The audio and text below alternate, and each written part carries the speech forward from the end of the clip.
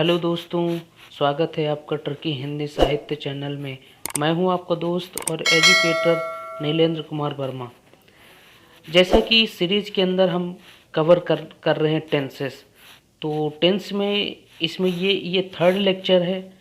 और इसके पहले हमने फर्स्ट लेक्चर में सिंपल प्रेजेंट को कवर कर लिए थे।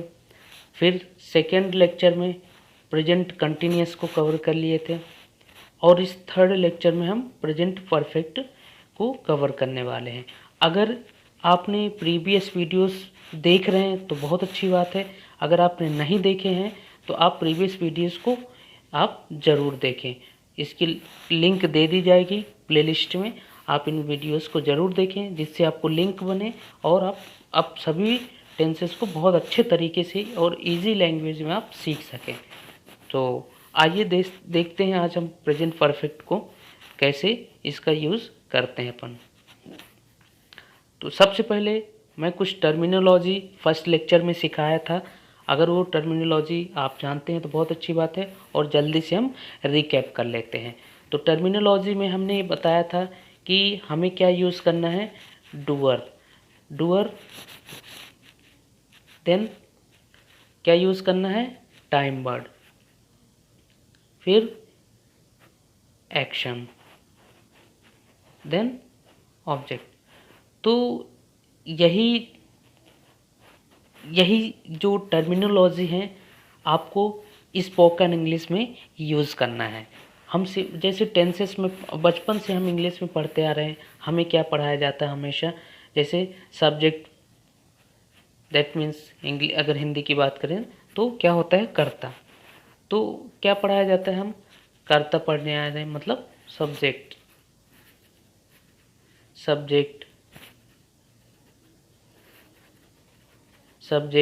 देन हम वर्ब पढ़ते आ रहे हैं, देन हम एक्शन पढ़ते आ रहे हैं एंड ऑब्जेक्ट। तो बचपन से हम सिर्फ यही टर्मिनोलॉजी जानते हैं, लेकिन मैं जो आपको स्पोकन इंग्लिश की टर्मिनोलॉजी बता रहा हूँ तो अब आप ये यूज़ करना स्टार्ट करें।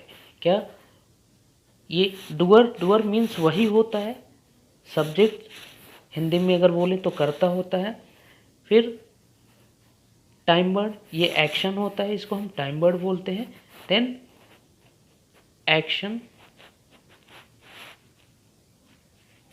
Action plus object.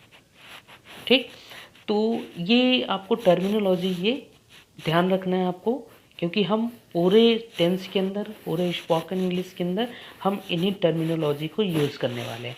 तो आइए देखते हैं इस टेंस के अंदर हमें कैसे फॉर्मूले पढ़ना है और कैसे इसकी क्या वर्ब है और इसको हम कैसे अपने फॉर्मूला के अंदर फिट करेंगे। ओके, तो सबसे पहले हम ये समझ लेते हैं कि प्रेजेंट परफेक्ट में कौन कौन सी हमारी वर्ब है। Verb that means time word. अगर हम स्पोकन इंग्लिश के टर्म में बात करें तो इसको टाइम वर्ड बोलते हैं। तो आइए समझते हैं। तो जैसा हमने पहले आपको बताया है, ये क्या है, डूअर है। क्या है, डूअर। तो ये आई वी यू दे, तो ये डूअर है। इन डूअर्स के साथ क्या लगेगा, इनको हम सिंगुलर भी बोलते हैं। इस डूअर के साथ क्या लगेगा, ध्यान रखना आपको, हैव। तो दो ही टाइम वर्ड है, हैव, हैज़। तो ये जो लाइक डूअर्स हैं, इसमें आपको क्या यूज़ करना है, हैव यूज़ करना है। ठीक, और इसके अंदर क्या यूज़ करना है, he she it and name जब आता है तो क्या यूज़ करना है, हैज़ यूज़ करना है। तो दो ही टाइम वर्ड है, हैव, हैज़। ओके, फिर इसके बाद क्या होता है, जो हमारी एक्शन होती है।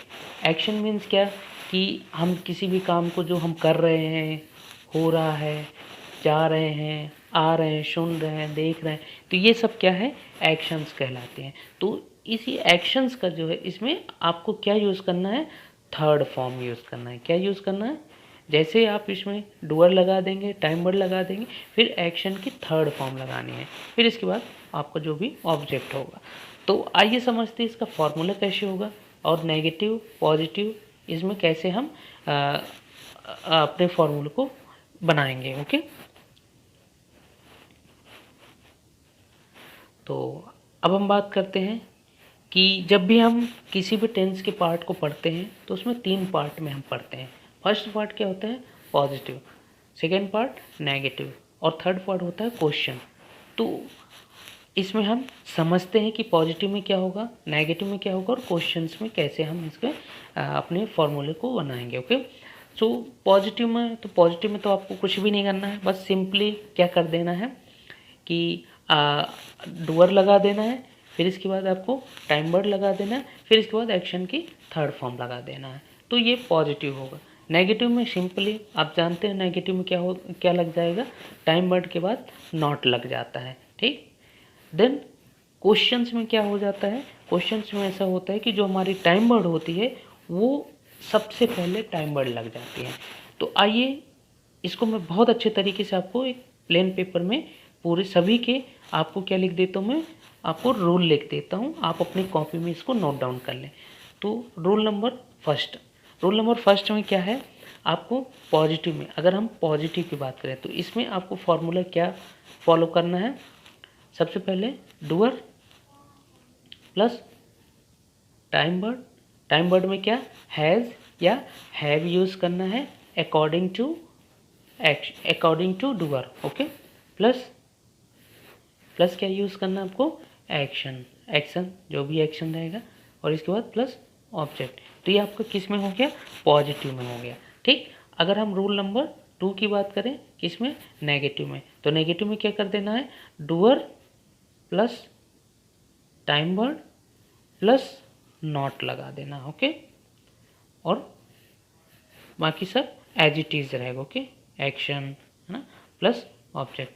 फिर रूल नंबर 3 की बात करें तो रूल नंबर 3 में क्या हो जाता है, इसमें क्वेश्चन के फॉर्मेट में होगा, मतलब क्वेश्चन, कोई आपसे क्वेश्चन पूछेगा तो क्वेश्चन हम कैसे किसी से पूछ सकते हैं कि सबसे पहले इसमें क्या करना पड़ेगा, हमें टाइम वर्ड को पहले लाना पड़ेगा। टाइम वर्ड मीन्स क्या, हैव एंड हैज़, तो टाइम वर्ड पहले आ जाएगा अकॉर्डिंग टू डूअर। ओके, फिर इसके बाद डूअर आ जाएगा, फिर आपकी एक्शन, ध्यान रखना एक्शन की थर्ड फॉर्म लगनी है। ओके, फिर प्लस ऑब्जेक्ट। तो ये आपका क्या हो गया, रूल होगा। ओके, तो ये तीनों रूल के अंदर ही आपको पूरे सेंटेंसेस को फिट करना है, इसके आपको सेंटेंस तैयार हो जाएगा। ओके, तो ये रूल आप अपनी कॉपी के अंदर लिख लें। ओके, फिर आइए समझते हैं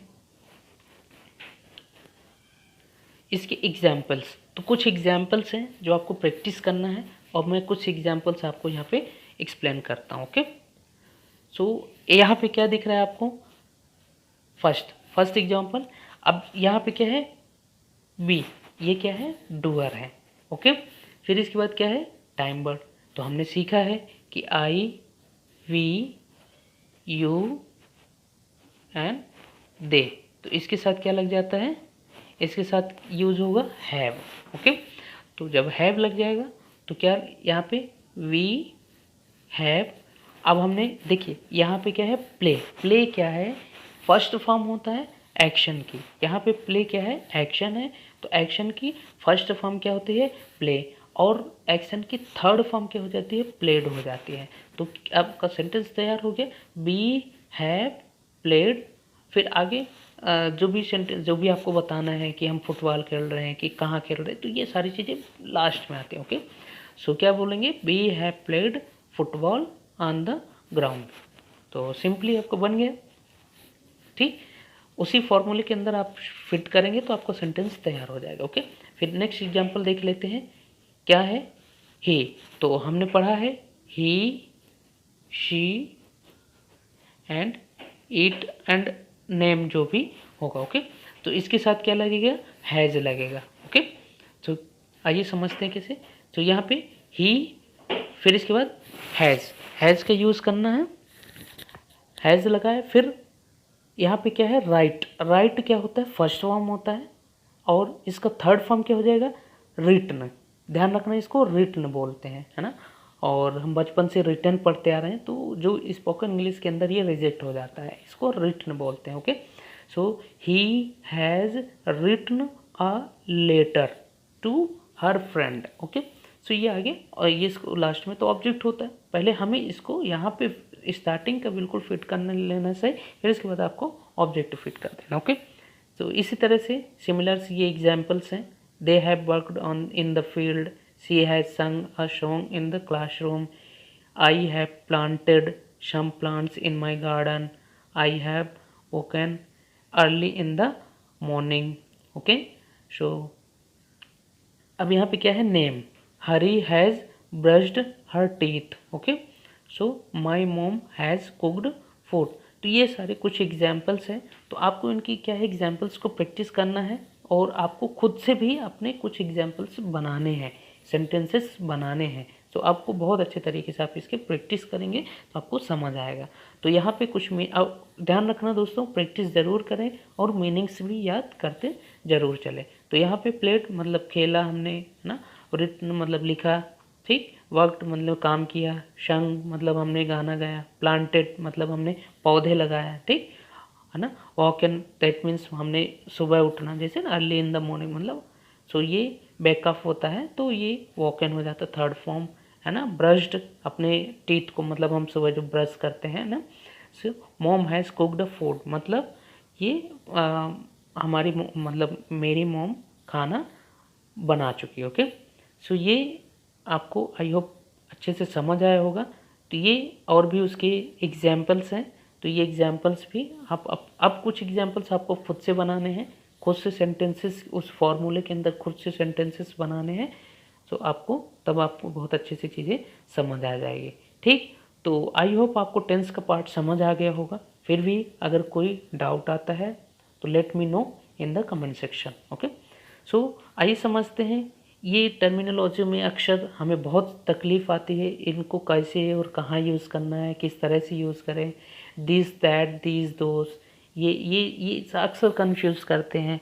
सो आइए इनमें डिफरेंस समझते हैं कि इसको कैसे यूज़ करना है, कहाँ यूज़ करना है और मतलब क्या कंडीशन होती है इनको यूज़ करने की. ओके, सो सबसे पहले समझते हैं दिस का यूज़ करना. दैट मीन्स क्या है कि कोई ऑब्जेक्ट है जो हमारे आसपास है, मतलब कोई ऑब्जेक्ट है, उस ऑब्जेक्ट को हमें रिप्रेजेंट करना है, हमारे आसपास वो ऑब्जेक्ट होनी चाहिए. तो ये नियर मतलब one thing near to us मतलब हमारे जो करीब हो, तो उसको हम दिस यूज़ करेंगे. सिर्फ ध्यान रखना एक ही ऑब्जेक्ट होनी चाहिए. ओके, फिर दैट में क्या होता है, one thing for to me मतलब कोई एक ऑब्जेक्ट हो जो हमसे दूर हो, तो हम उसको रिप्रेजेंट करने के लिए क्या यूज़ करेंगे, दैट का यूज़ करेंगे. ओके, अभी हम इसके एग्जांपल्स देखेंगे तो अच्छे से समझ आ जाएगा. फिर दिस को कैसे हम रिप्रेजेंट करेंगे, कैसे यूज़ करेंगे कि कोई मोर देन वन ऑब्जेक्ट हो, मतलब एक से ज़्यादा ऑब्जेक्ट हो, वो हमारे करीब हो, तो उसको रिप्रेजेंट करने के लिए हमें किसका यूज़ करना पड़ेगा, दिस का. ओके, अब दोज का यूज़ कैसे करना पड़ेगा, जो कोई भी मोर देन वन ऑब्जेक्ट हो और हमसे दूर हो, तो क्या यूज़ करना पड़ेगा, यहाँ पे दोज यूज़ करना पड़ेगा. आइए इसके एग्जाम्पल्स को देखते हैं. ओके, तो यहाँ पे एग्जाम्पल्स आपको दिख रहा होगा. This Apple is green. अब देखिए आपके अगर हाथ में वो एप्पल है तो दैट मीन्स वो आपके करीब है. ठीक, तो कैसे हम बोलेंगे इसमें, this Apple is green. Okay, so I hope ये आपको समझ आ गया होगा. फिर दैट एप्पल इज़ रेड. अब देखिए यहाँ पे एप्पल आपके करीब नहीं दिख रहा, ये कहीं दूर है. ये क्या रिप्रेजेंट करना है कि ये कर रहा है कि ये एप्पल कहीं हमसे दूर है, तो क्या हो गया, दैट एप्पल इज़ रेड. तो इस तरह से आपको यूज़ करना है. फिर नेक्स्ट देखते हैं, दीज बुक्स आर न्यू. अब देखिए ये आपके यहाँ पे जैसे इमेज में दिख रहा है कि ये बुक्स कहाँ पे है, आपके हाथ में है. ओके, सो क्या यहाँ पे कैसे बोलेंगे अपन, कैसे रिप्रेजेंट करेंगे इसे, these books are new. Okay, अब अगर हमें कहीं दूर पे रखी है और मोर देन वन बुक्स है तो कैसे बोलना पड़ेगा, those books are old. Okay, so I hope आपको ये पूरी अच्छे से समझ आ गया होगा. ठीक, तो एक बार अगर आपको यहाँ पे देखना है तो रिकैप कर लेते हैं जल्दी से कि सबसे पहले प्रेजेंट हमने क्या स्टार्ट किया सीखना, present perfect tense. Present perfect tense के अंदर क्या होता है, हैव एंड हैज़ होता है जो हमारी टाइम वर्ड होती है और एक्शन की थर्ड फॉर्म होती है. ओके, और ये क्या है, हमारे डूअर्स हैं.